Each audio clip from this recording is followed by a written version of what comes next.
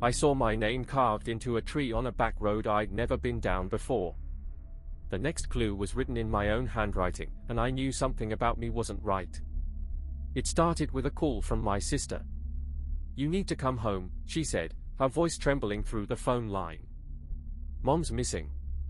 I drove for hours, the rain slashing sideways as if the sky itself wanted to keep me away.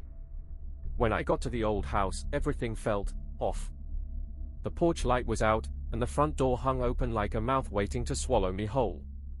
Inside, the silence was thick enough to choke on. Dust motes swirled in beams of light from the windows, and the air smelled like something had been burning for years.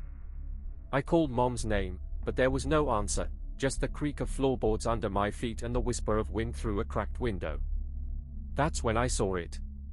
My name carved into the bark of an ancient oak outside, letters deep enough to leave my fingers sore from tracing them. It looked like someone had used a knife to etch it there, but the wood was dry, and no rain had fallen since yesterday afternoon. The carving was fresh. I backed away, heart pounding, and that's when I saw the second clue. A scrap of paper tucked between two rocks near the tree, covered in my handwriting, "You're not as innocent as you think." A chill ran down my spine. I had no memory of writing that, but the script was unmistakable, the looping cursive, the way I always started sentences with a flourish. I turned back toward the house and found myself in the living room again, the air heavy with dust and something else, something metallic. My mom's old typewriter sat on the table where she used to write her stories. The keys were still warm, and there was paper jammed inside the carriage return. I pulled out the page, my hands shaking.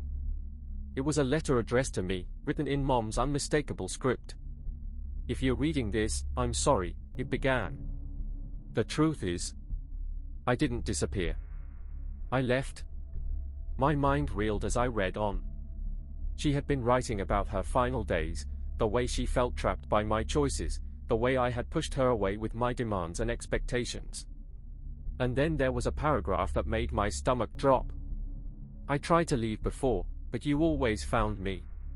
You have this gift, or curse, of knowing where I am when I need to be alone most. I think it's because we're connected in ways neither of us understands." I sank to the floor, my breath coming in short gasps.